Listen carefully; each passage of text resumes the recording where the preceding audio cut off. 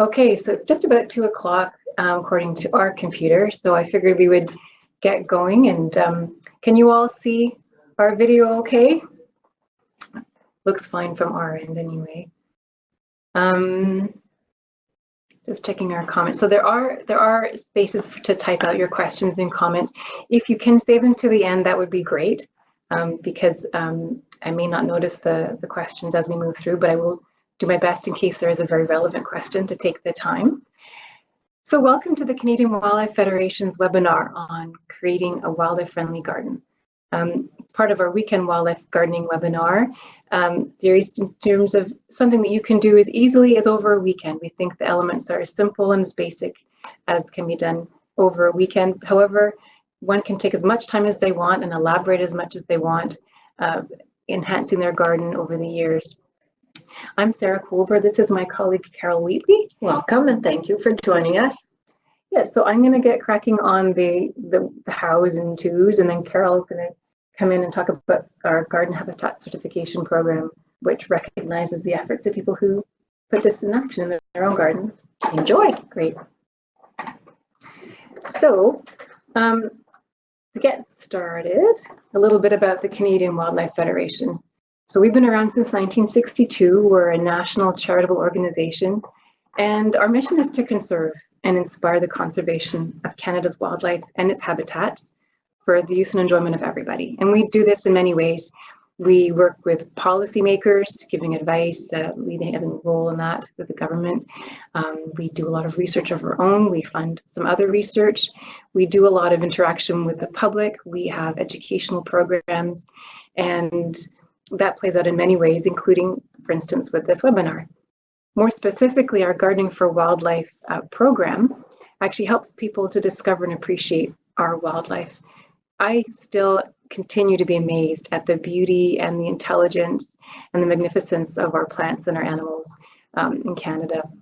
And we would love to help Canadians know how to support this wonderful wildlife and enjoy it in their own green space. So today we're going to cover what is wildlife-friendly gardening, and then the benefits of wildlife-friendly gardening, how to actualize it in your own space, resources to help you along, and the garden habitat certification. So wildlife-friendly gardening. It's basically including the habitat needs of wildlife, so food, water, shelter. They need that to thrive, but it's also how you manage your space. So we do it in an environmentally friendly manner that supports wildlife. But why do it in a wildlife-friendly way? Why bother gardening like this way at all? And I think people get the sense, sure, it's good, but how specifically? I don't think people realize the power they have in their outdoor space, that they're affecting not just their garden, they're affecting their community around them and far beyond as well. It supports the nature that we love and we need.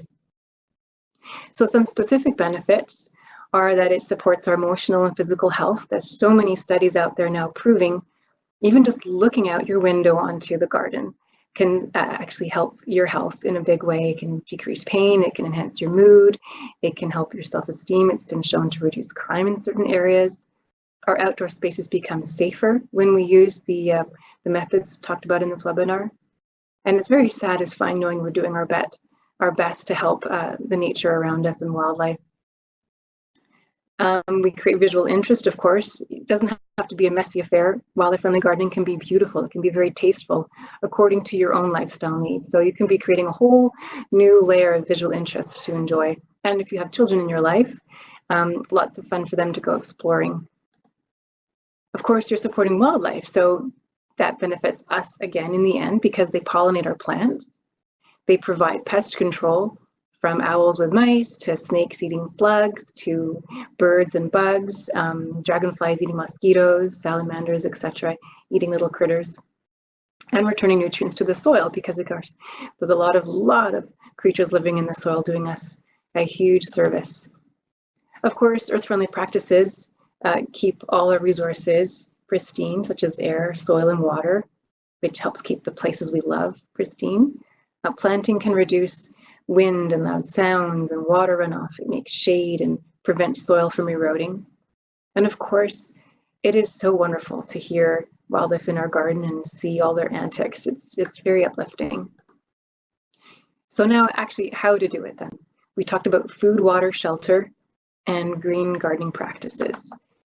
So in a practical way, we're going to break them down by the different elements. We'll start with food, and one way is with nectar and pollen.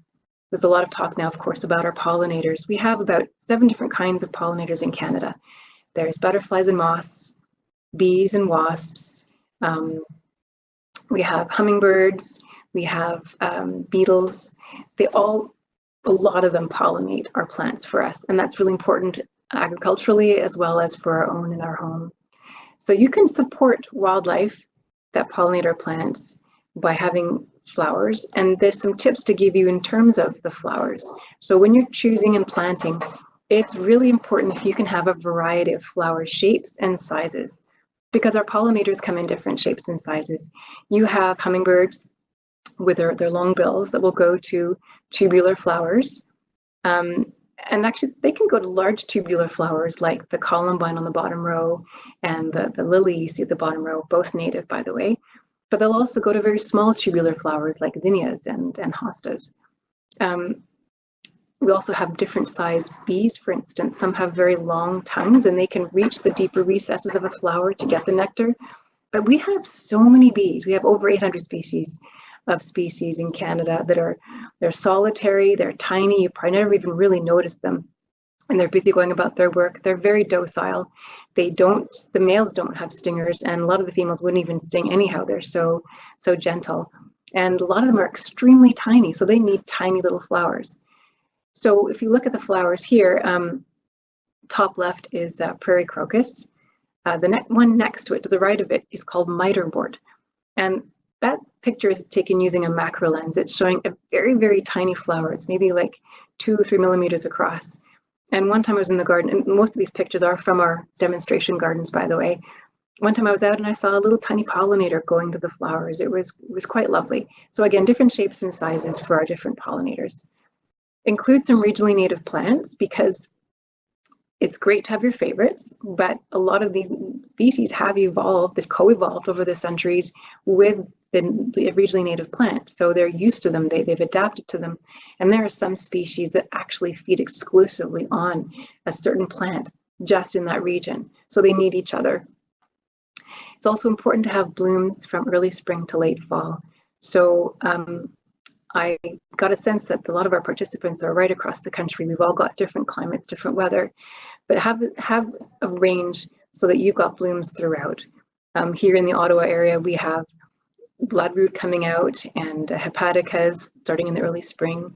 Also, we'll have the maple flowers. We've got the willows right through the summer, warmer months, and into the late fall when you have the asters and goldenrods. Even some of our native sunflowers will be blooming later. And of course, have as many types of plants as you can for year-round support. So that includes, plants that make the fruit and the seeds later on. Here are some more pictures again from our demonstration garden, just to show again the diversity and the beauty of the plants. There's even on the bottom right, one of our native bees pollinating a bellwort. So when you are choosing plants for food in terms of flowers, there's some things to keep in mind to avoid. A lot of plants now, they're being cultivated. Some of them are having their nectar and pollen producing abilities bred out of them. Now, maybe it's entirely, or maybe it's a small amount. I don't really know, it's hard to say because there's so much change going on. But if you see, for instance, a plant that's extremely showy with extra petals, chances are that they have removed some of the capabilities of making the nectar and pollen to do that. There's also some kinds of plants. There's a mophead hydrangea, I believe, doesn't have any ability to make the nectar and pollen. So include your favorites, of course, but just keep in mind that when you are choosing plants, to have a balance of those that also continue to produce the food so that you're doing the good that you think you're doing as well. Then there's some plants that are grown with neonicotinoids. It's a group of pesticides that are called neonics for short. They've been in the news a lot lately, so perhaps you've heard of them. And they can last in the plant through its entire life cycle. So perhaps the seed has been treated, but even when they've gone to flower, apparently there are still amounts in the nectar and the pollen that can then harm the pollinator. So there's a lot of awareness being raised at this point in time so that producers produce the plants without the neonicotinoids. We actually have a line sold right now with the Home Depot in different stores across the country, and they've been guaranteed grown without neonicotinoids and supporting, pollinators, birds, etc. One of the things to keep in mind is avoid invasive plants. So plants that are not really from your area and they come in and they're so powerful, so aggressive that they will often wipe out some ecosystems. I think you've probably all heard of purple loosestrife. There are a variety of plants. We have a honeysuckle that's doing that actually in our woods around our property. Buckthorn, daylilies can do that. So again, if you do have favorites, that's great, but just keep in mind if they're ones that are known to be very aggressively spreading. And to find that out, you can contact invasive species councils wherever you are in the country. Most provinces have an organization like that to find out that information. So another element of food is the fruit. So once the flower has been pollinated, it makes fruit. We have a lot of different bushes, shrubs around the property here that make different fruits. Dogwoods, viburnums, we have a fragrant sumac. They're wonderful because they'll often produce fruit in the end of the summer, but some of them will also hang on to its fruit throughout the winter. That usually means it's not maybe a favorite food of the birds. However, it can be an important survival food for the birds when they really need it in the winter time and nothing else is left, then they've got that to rely on. Flowers are also pollinated to form nuts and seeds. So here we have acorns and hemlock seeds, spruce seeds, goldenrod and echinacea. And if you notice the echinacea, it's frosty. It was left as it was right through the winter. And that's what we do here with our demonstration gardens. We leave all the plants as they are, gone to seed throughout the winter so that the finches, the juncos, the chickadees can come and feed on the seeds on the plant itself. It's a sort of natural bird food. Grow your own bird food. Don't be too tidy. Save your tidying up for the spring. Of course, there's other aspects of food. So insects and spiders are food. A lot of people are surprised to know that hummingbirds need insects and spiders as part of their diet, about 20% approximately, and it gives them protein. So the other 80% are coming from flower nectar. So if you can allow the balance in your garden to have these insects and spiders and know that they're doing good for a variety of creatures. Also for our songbirds that are busy feeding their young, they need the insects and the spiders as well. Tree sap is important. I don't have a picture of that here, but the yellow-bellied sapsucker, for instance, will go along and drill holes, and even apparently even hummingbirds and certain butterflies are known to follow them along and drink the sap. Buds, leaves, and bark, of course, are chewed on by different creatures. We don't want our plants decimated. No one likes that. But often, if you do notice there is some chewing going on, chances are it's not going to be huge, especially if you have a variety of plants in your garden. Have that diversity. It not only minimizes the damage that can be done, but it attracts potential predators too, to keep its own balance. On the bottom, you see the picture of milkweed and a monarch feeding off of it. Then you see the monarch as an adult on a Joe Pye weed drinking nectar. Monarchs have to have milkweed. I think it's becoming more and more known to the public now, though, that we love our monarchs. We love them in the butterfly stage, but if you like them also, you have to support them as caterpillars. They have to have milkweed. Now, there's other forms of milkweed besides common milkweed, and there's actually 13 species across the country. There were 14, but one got extirpated, which means it's no longer found in Canada.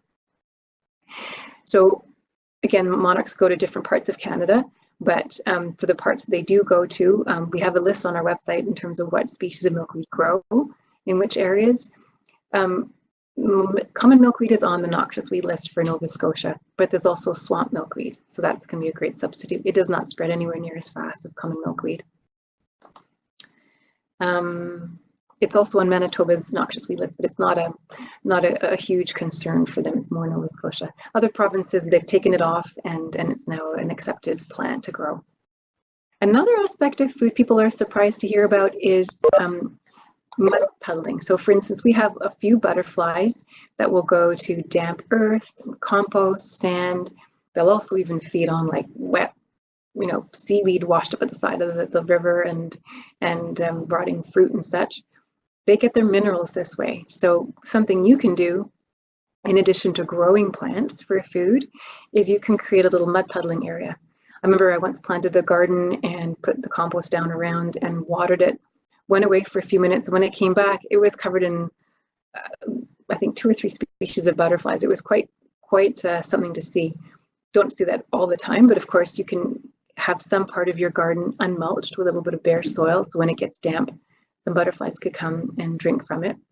Or you can create something on purpose. One of our certified property owners actually created this dish on the top left for butterflies. So it's I'm not sure if it's compost or earth, but it's damp, and so the butterflies can come and get their minerals that way. Of course, after you've provided whatever natural food you can, it's great to supplement. But we always say supplement after you have the natural food, because our wildlife do need the real deal to thrive. So suet feeders are fun for like woodpeckers, as well as sometimes the nuthatches will come, or chickadees.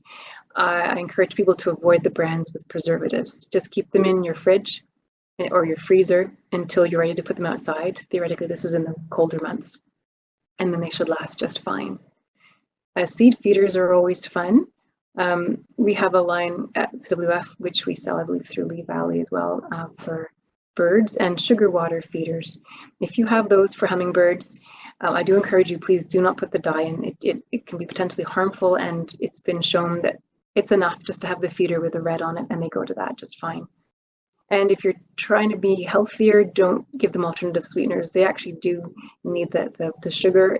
Like honey, for instance, can become unhealthy for them, especially when it gets hot. So clean them often as well when the hotter it is.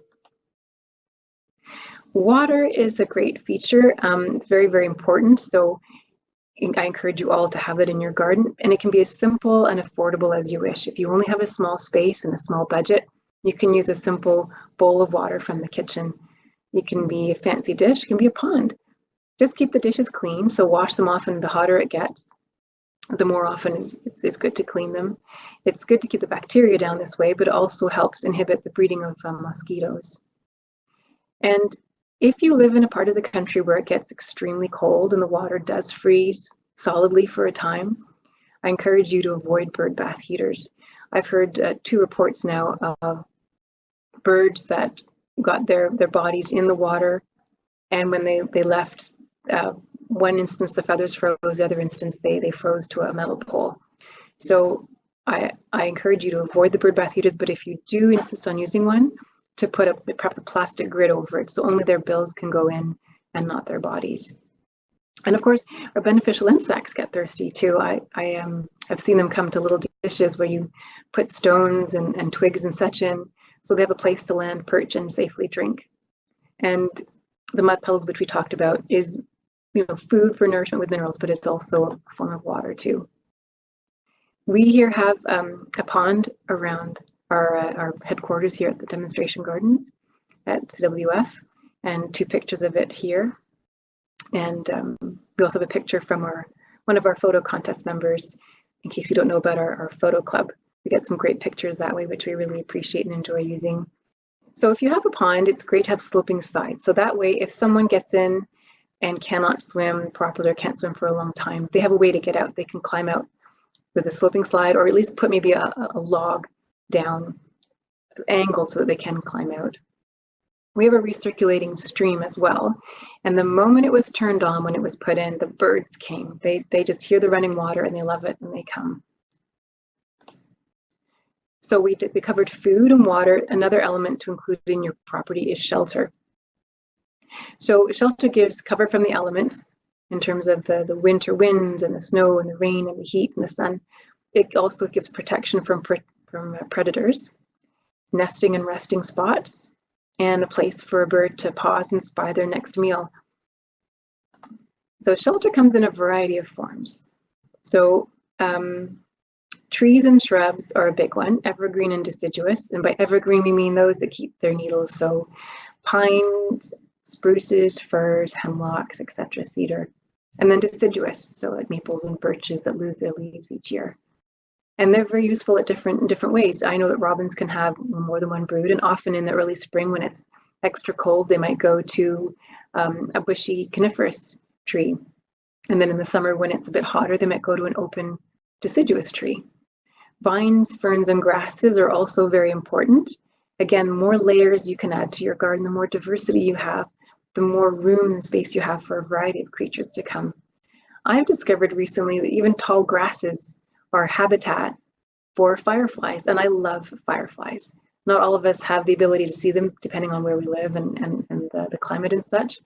But if you have them in your area and you want to encourage them in your garden, trees and tall grasses are great. And again, it can just be a corner of your garden. You might want to have a very tidy, immaculate looking property, and I totally get that.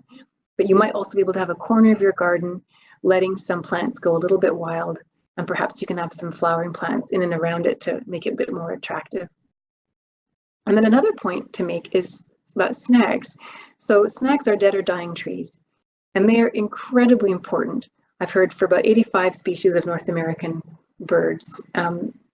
In Canada, we have woodpeckers that live in them, nuthatches, chickadees, owls, some species of ducks, like wood ducks, for instance. So nature is very clever. It's found a use for every aspect of every element. So as a tree is dying, primary cavity nesters will carve out a hole and use that for nesting. They'll also use it for roosting. I've heard that pileated woodpeckers have used multiple holes in order to keep, to avoid predators and whatnot. So they keep moving around from tree to tree to their different holes. Then there's secondary cavity nesters. They're the ones that use existing holes. If you have a snag and you're able to keep it, of course, you need to keep it safe. If the whole thing is really rickety, it needs to come down. If, however, you think the trunk is strong and safe, but the branches are dangerous, then perhaps you could remove the branches. Perhaps you can leave the whole thing be if you have enough property and it's at the back of your bush. It's, of course, entirely up to you to decide what is safe, what is feasible. But these are just points to consider along the way, if it's possible. Because if it is, then you're giving homes to so many species that need it. I remember hearing a fellow in Germany, he heard of insect infestations moving across his region. And he knew enough that woodpeckers were fantastic at keeping a lot of insects in check. So he went around and put up a whole bunch of roosting boxes on his trees. And sure enough, because he had the habitat, the woodpeckers stayed there. He did not have anywhere near the trouble that the surrounding areas had in terms of the insects affecting his trees. I love those real life stories where it shows the cause and effect, that we really do have some impact there. So again, have as much diversity as you can in terms of the sizes and the layers and the types, and then you're going to have a variety of creatures that are coming in. Other forms of shelter can include rotting logs. I know I've seen toads and salamanders living in and around rotting logs. Stone piles are great for snakes, and I know some people have a fear and aversion to snakes. A lot of the time they will totally leave you be and just do their thing, helping keeping things in check. Brush piles are really important for a variety of birds. Some of them actually nest in them, on them. Some of them will feed in them. Again, it's up to you how to make it, if you can make it in a manner that's, not unsightly. It depends on the size of your property and bylaws, etc. But just things to keep in mind. Open areas of sand and earth are really important for a lot of our bees. Our bees nest in a variety of ways. And I'm talking about our solitary bees, the ones that are very gentle, that go around pollinating without us probably even knowing. A lot of them will live in, you can see actually here this bee box. It's got hollow tubes. It could be from a reed of some kind, bamboo perhaps. So mason bees will nest in something like that. That's great, but also a lot of bees will nest in upright hollow stems. So if you have, for instance, sumac or raspberry or elder, those stems are hollow, and sometimes you will find they make nests in there if they're dead. Sometimes they'll nest in the ground. So if you've got a sparse area of your lawn, or if you have or just an open area of ground, you might find that there are some bees there. And if you do see lots, it doesn't mean to get alarmed. It might, because there are actually some solitary bees that do their own thing, but they do it around each other. They'll have like a little apartment complex, for instance, in the ground, but they're not actually a whole bunch of bees that are going to aggressively protect it the way social bees might, like honeybees and bumblebees. Plant stems I just talked about. Tall grass can be shelter. Leaf litter is great for a lot of creatures that love the moisture, like the toads, frogs, salamanders. And of course, putting up supplemental shelter like bat houses and bird houses. So together, this food, water, shelter, all these layers of plants, all these types of plants, you're creating space, kind of like for our houses.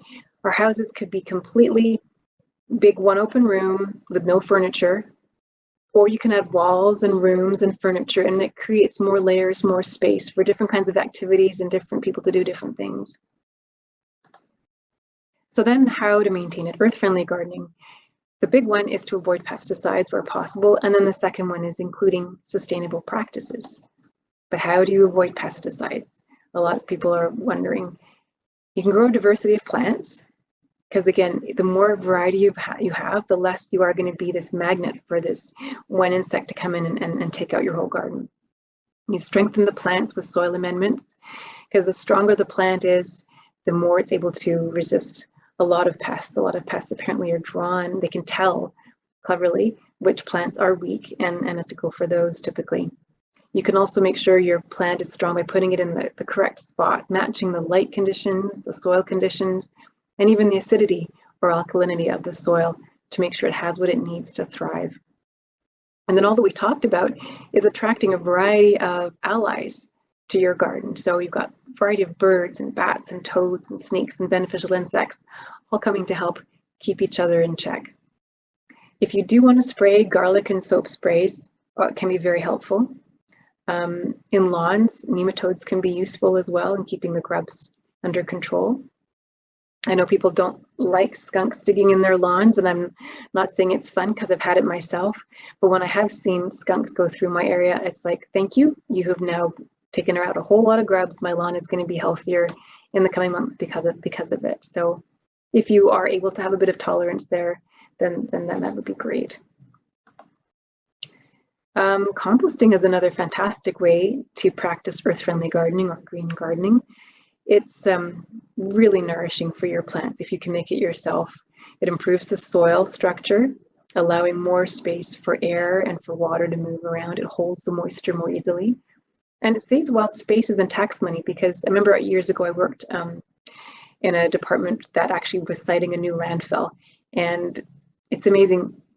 It costs a lot of money to have a new landfill put in, and you're taking out more natural habitat in doing so.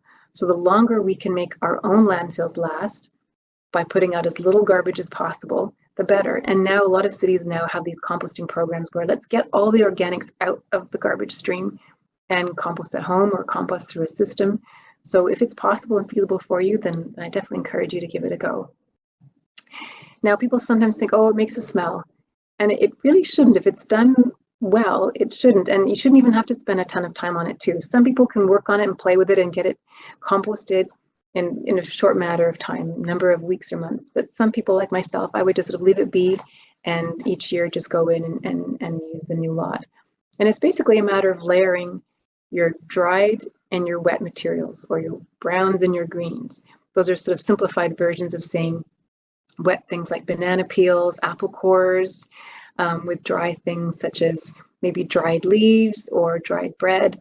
And if you keep layering those two different types of plant material and food waste, then you're actually giving all the microorganisms that are doing the work for you what they need. And then they should not theoretically be a smell. If you have far too much wet materials, you could get a certain smell. Every now and again, if you want, you could always cover with a little bit of earth or some leaves and just keep reintroducing more organisms to the mix. We do have some information on our website about this, if ever you have any questions. Conserving water is another great thing to do if you can. A lot of people are experiencing now water restrictions. Where does our water come from? It comes from a river, which has to be pumped and using a lot of resources to clean and then pumped to our homes. Or we might have a well, but then you can't actually see what's going on underground, what's happening in terms of what's going into the ground and our groundwater. How much groundwater is there even to pull from? So if we can minimize the water, then that certainly will go a long way in helping. Rain barrels can be very useful. Here's a couple blending into the garden. If you can water in the morning, then it means there's less evaporation. If you're watering in the sun, let's say with a sprinkler, in the afternoon the sun is just beating down on it, it's evaporating some of the water before it even gets to the ground or on the tips of the grass before it's actually getting down into the earth, down to the roots. So if you water in the morning and at the base of plants, then the water is actually going more directly to the roots.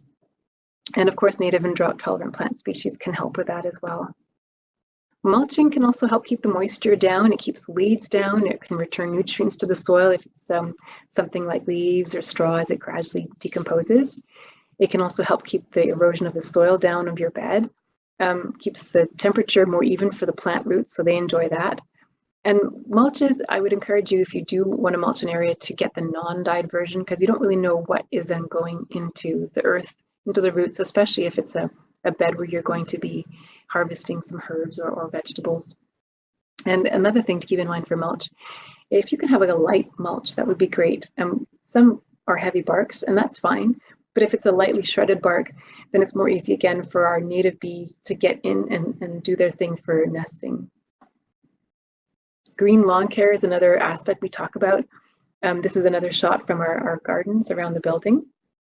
We never do anything to our lawn. We just basically cut the grass and let the leaf clippings stay on the grass, and they do get decomposed. You'll find, you'll get thatch where the lawn clippings don't get decomposed in situations where the grass has become really long. Then when you cut it, then it might take a while for it to get decomposed. So of course, more frequent grass cutting will help with that. But by allowing them to stay on your lawn, it goes into the earth, and again, you're nourishing the roots of that plant. We do encourage, of course, minimal lawn. Enjoy lawns, but have a balance in terms of your lifestyle needs and of course habitat. And if you do water, it's great if you could water deeply or not at all. We don't even water our gardens, and yes, at some point in the summer, the grass will go somewhat brown and crunchy, but it comes right back once the rains come back. If you do water, it's best to water less often and water deeply so that it actually goes down to the roots. So things to keep in mind as you're practicing these elements is proportions. I touched a little bit on the grass. I love grass myself. It's been great fun to play on and lie on, and I even think it's actually can be attractive around beds, contrasting nicely with the flower beds as paths. But the more space you have, the larger your property is, the more opportunity you have to return the habitat that was probably taken out in the first place. So if you do have, a few acres, consider putting in as many trees and shrubs as you can and flower beds as you can.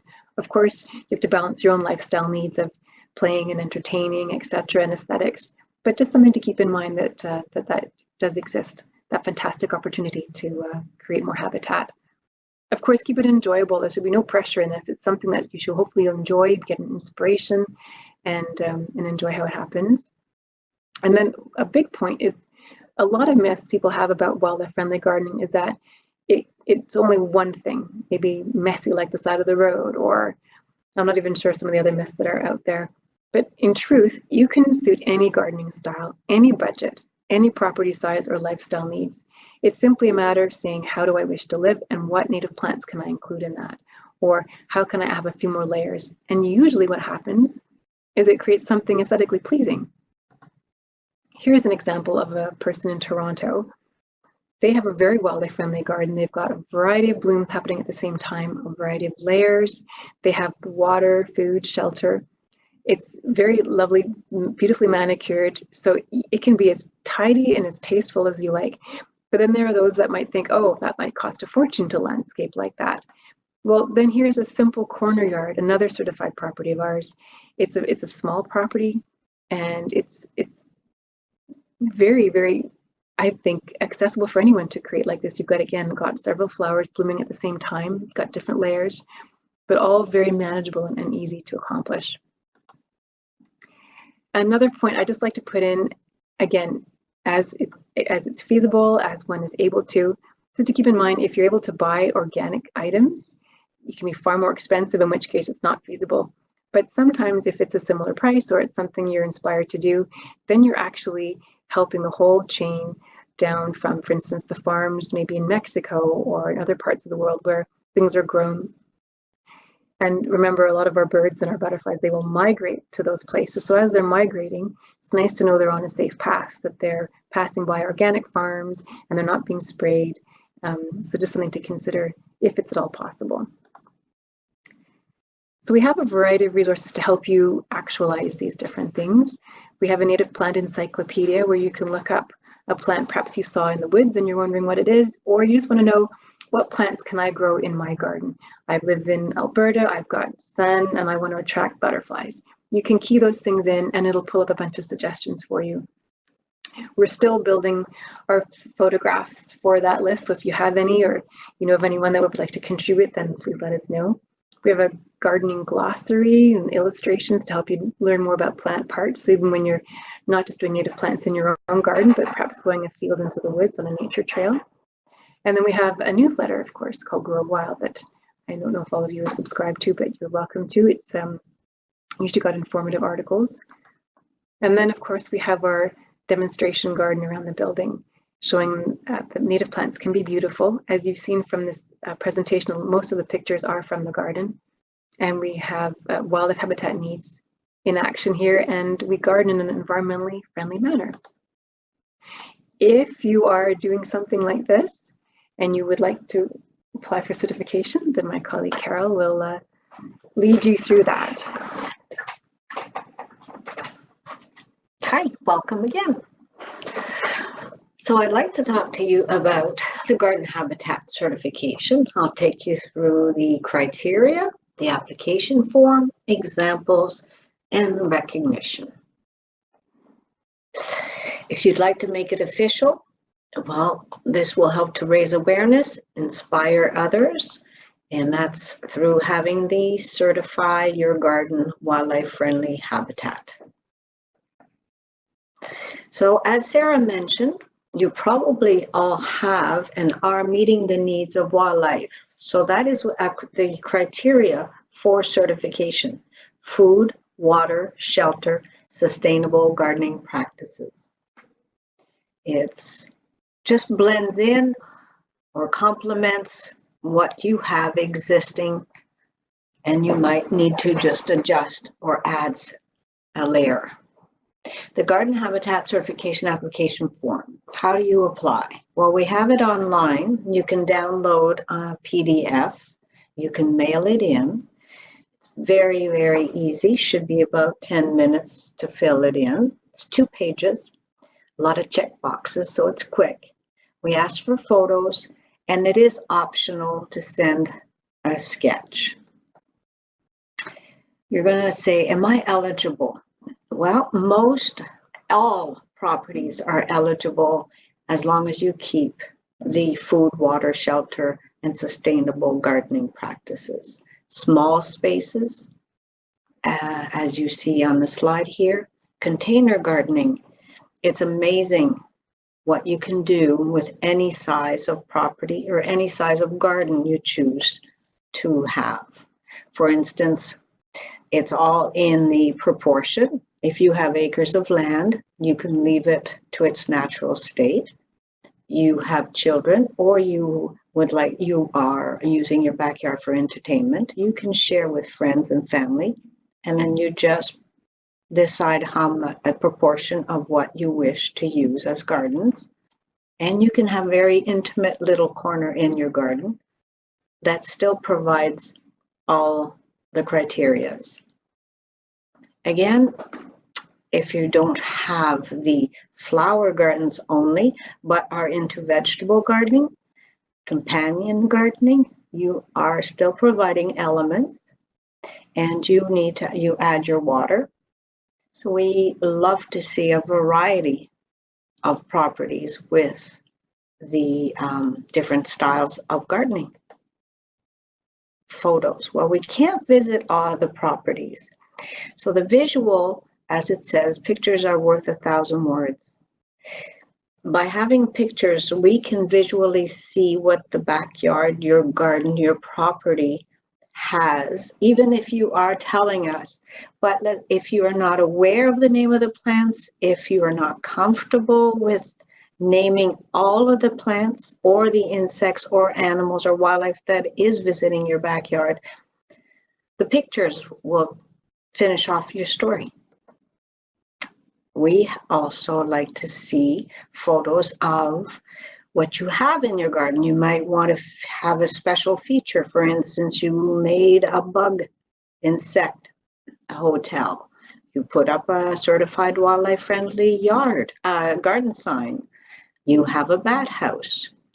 And of course, year-round. As Sarah mentioned, year-round is very important. Sketch is optional, but if you think it would be nice and it would be fun and you have children, you might consider having them draw a sketch of the garden in your backyard. You are comfortable with computer programs, or you prefer to draw it yourself, any style is not a problem. Just whatever you're comfortable with. I have examples of certified properties. At the moment, we have over 1,000 certified properties, over 50 B&B certified properties. There's a B&B in Quebec. There's also a nice little country inn in Nova Scotia. And for size, Conservation Council in New Brunswick, they managed to plant anything and everywhere that was not used as space in their office location. So it's amazing what you can do. We also have groups like the East York Gardening Club. They put out a challenge to their members. They created a bouquet of flowers, and every certified property, they would put another flower into the bouquet. It was very, very nice for a whole year because I would be receiving applications almost on a weekly basis. If you are certified, you are able to purchase a sign. These are exclusively available to those with garden habitat certification. We have 2 that are available. They range in the price range. And they can be ordered online, or you can phone in an order. Now you'll say, why certify? Well, the benefits of certification, you'll receive recognition from CWF through a certificate, a window decal. You join our community and you are subscribed to the Grow Wild e-newsletter. You're among the first to learn about new garden content and opportunities. To be able to celebrate your commitment to helping wildlife by purchasing the sign. You will inspire others with your photos, stories that you share, and we encourage that you display your garden sign and share on local media. We also will add a pin to our map, and if you are a school and through the Wild Space program you have the garden of the school certified, we add an apple. You can visit the map, it's on our website, and you can watch it grow as more and more properties get certified. If you have or need more information, these are our contact. And if you need to, we can start our question period at this time. Great. Yes, if anybody has any questions, it's a great time now to type it out. Hopefully that's been informative and helpful for you. There's so many more layers one could talk about this, so we're hoping to have more webinars in the future with more details. So for instance, a lot of the plants that you saw in this presentation, we may have a native plant webinar where you can learn a lot about the Canadian natives and which ones might appeal to you in your garden, planting specifically for birds and pollinators. But this is a great basic start. So hopefully, I imagine you're doing a lot of this already. If you want to take any of this to enhance it, or if you're not doing anything at all and this is totally brand new to you, hopefully it's given you an eye that, it can be quite simple, it can be quite basic. It's basically up to you to make it as intricate as you like. So I'm not getting any questions. Oh, here's one. Here's 2. Can you please speak to bat houses, bird houses, and bug hotels? What do you do and what not to do? Okay, and then, oh, someone has to go, but thanks very much. Thanks for your comment, I appreciate that. And you'll get a copy of the recording. Take care. So for bat houses, bird houses, and bug hotels, let's start with the bat houses first of all. We have plans online as to what we suggest. There's an organization called Bat Conservation International who we work with over the years.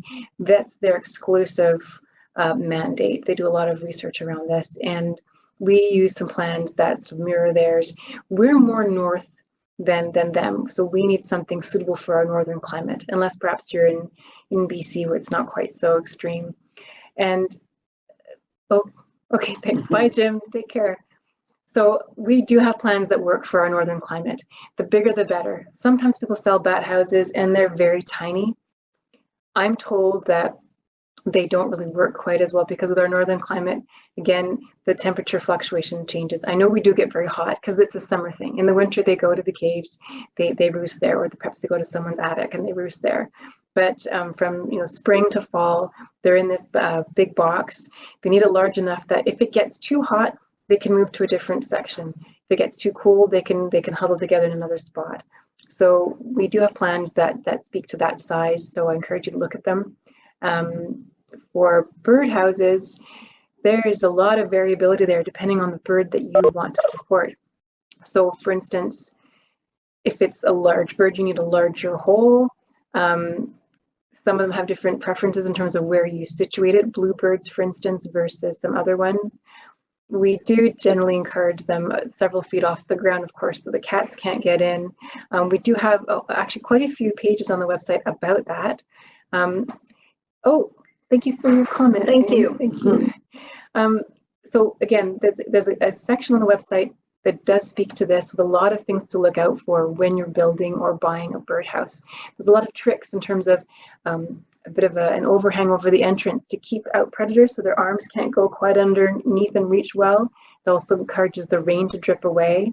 So there are ideas there with suggested dimensions and such for different species of birds if you want to build it.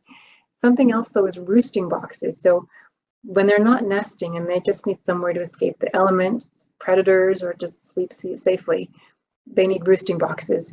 And in the winter time, it's also to keep the cold out. So that's going to be a very different look to a bird box in that bird boxes, the hole is at higher up, so the nest is down below and the babies can't just fall out.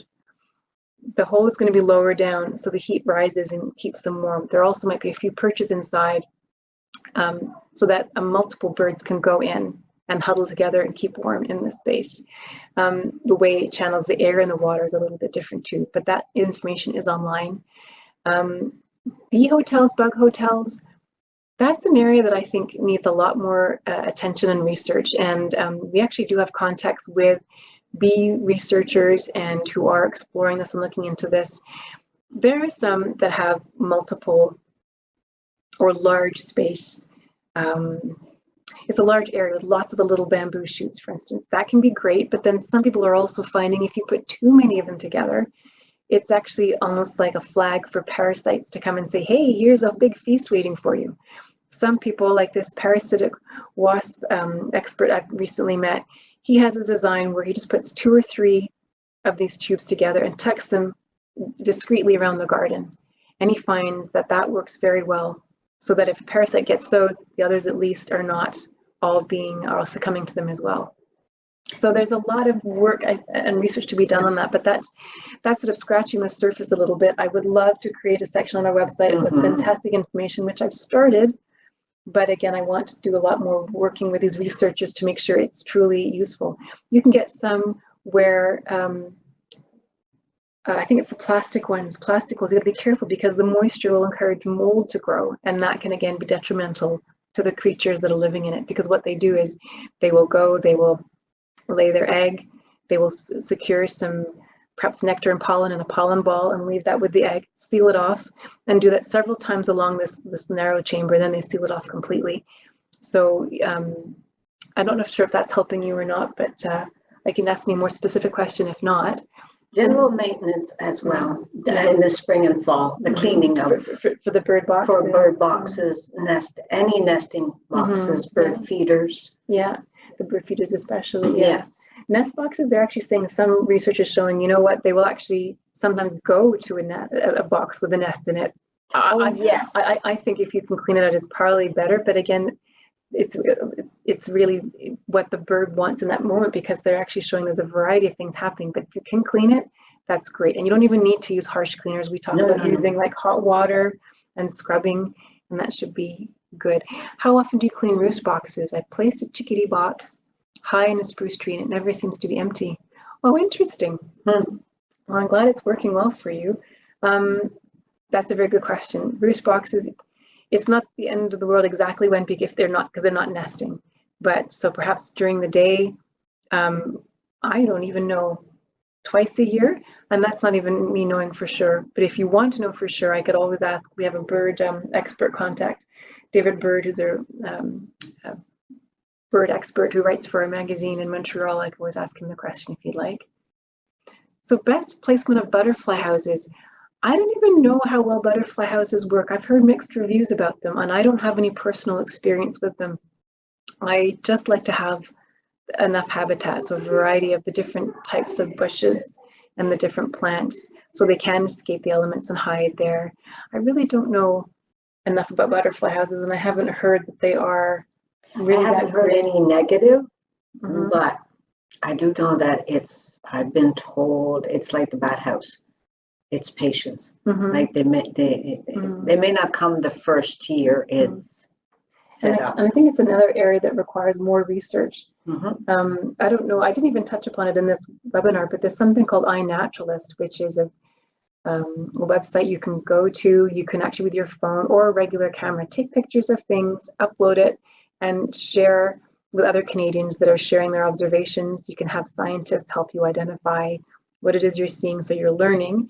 You're also contributing to saying, here's what species is in this location at this time, and it's contributing to data and research. But it's also monitoring what works for you too, and sharing that with the community at large is a great way. I'm not sure if we got all of the questions. Let's just scroll up and see. I hope that was enough information. If not, again, please feel free to email us any more specifics. I think that's it though. Great.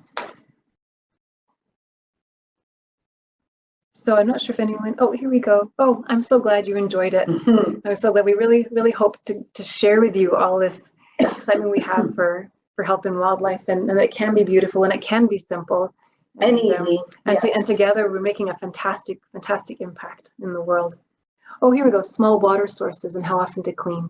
So yes, I would clean it as often as your judgment tells you, because the hotter it gets, the more the bacteria is going to grow in it. So if it's a really hot weather, clean it every 2 or 3 days, maybe. On our website, I recommend every 2 days. Yeah, and of course that's like in really stinking hot weather. Otherwise, I would definitely clean it once a week. And again, it doesn't have to be with anything drastic. You know, hot water, boiled water, and a good scrub brush. Maybe every now and again, use something a little bit stronger, maybe like an environmentally friendly soap that you can use, and then rinse it really well. And for small water sources, again, I've seen this done with very little dishes. So long as, again, it's not so light it's going to tip over with the water in it, but keep it high enough away that you don't feel it's going to be easy for cats to get at. Will we receive a copy of this presentation? Absolutely. We'll be sending you a recording. It won't be actually the PowerPoint presentation, but you will get a recording of the webinar itself. This is my first time doing the behind the scenes aspects of the webinar. So we've done a mazillion tests with all the little specific logistics. We think this has worked. So I don't know how long it'll take to get the recording to you. It may take us about a week, but you will definitely get something from us. Great. Well, I'm so glad you were all able to join us. It's been a pleasure for us to share this with you. Thank you very much. And I wish you well with all your projects. Oh, and great to remember things in there. I'm so glad. Yeah, dead trees are so useful. Someone said, we won't cut down the dead trees. So long as it's safe, they have got a role to play. And, oh yes, and heated bird baths. I didn't realize you think they're heavily used. I've heard of them here and there. I don't know just how often they're used. So yeah, if you want to spread the word. They can be decorative as well. I've seen a lot of pictures from the applications that come in for certification. What can be decorative? With the dead stump. Oh yes, yeah. So even, for instance, here on our property around the building, we've had development going on and the water flow has changed. So a whole lot of our mature trees have died. So we were able, fortunately, financially, to cut just the tops off, so that, because they were very tall trees, we cut the tops off and left many feet worth of a stump, very tall stump standing. And our woodpeckers come, and of course, the bigger the woodpecker, the bigger, wider a tree it needs, and they're the ones that are in, you know, less supply now. But we can do it because it's safe, and as they become unsafe, you know, branches will be taken down, more will be taken down, and eventually it will be a shorter stump. But again, if you still leave a stump, you will still have some space for insects to live, that those woodpeckers can get in and feed from them. And as you say, cutting them down eventually, you can use the log decoratively, perhaps in a shaded flower bed, and have some pretty flowers around it. And then as it decomposes, it's nourishing the soil, it's giving all kinds of small critters a place to hunt and to sleep and to rest. And they're quite interesting. Yeah, and if you have children in your life of whatever capacity, it's always fun to go exploring with them and see what they see. And they'll help you see the wonders of the garden too, I find. We used a lot of these in our fairy garden. Oh, yes. That we had the school across the street from our building come in and create. Yeah, so we have a lot of beds that work to attract this by species or by the condition, like a bog bed or a hummingbird bed. And one was always sort of a mess. It was never really coping well with the salt, but we've gradually been able to evolve it. And then we had help with these volunteers and the school children in making it fun and whimsical and beautiful. And they're creating all these lovely things to go in it. And it's making it fun while still being a small wildlife-friendly space. We get a lot of birds at our tall heated bird bath in winter. Chickadees, mourning doves, redpolls, a lot of critters at the low bird bath. Okay. So I'm not sure if you have a grid on your heated bird bath or not, or if maybe you don't even get the crazy freezing cold that we do in the Ottawa area. But so just hopefully that's been a help for you in terms of knowing that it's beneficial to have that grid. Because once they fly off, we had someone who saw one fly off and followed it, and then he saw that its feathers were freezing. So it's really. But I'm glad you got lots of birds. That's lovely. Yeah. Oh. And it's interesting, you've got lots of critters at the low bird bath too. It's interesting how you do notice some prefer these heights, some prefer those heights. Another reason to have the diversity of the different types of trees and shrubs, etc. I remember reading somewhere how warblers alone, for instance, some will go just to the top, some will just go to the edges, some will feed more from the trunk area, some will go more low down. They've all got their own sort of niche as to where they like to go. So that's neat. You're observing that with your bird bath. Yeah, thanks for sharing. Okay. Because not everybody has more than one bird bath. Yeah, and with the heights too. Yes. Yeah, I love learning. So we learn too.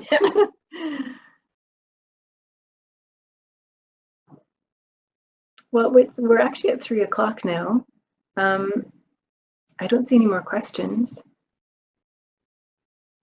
So I guess we just say thank you very much. And we'll be in touch shortly. We might even come up with a little mini survey in case you have comments as to how we can improve this and what you might like to see in the future as well.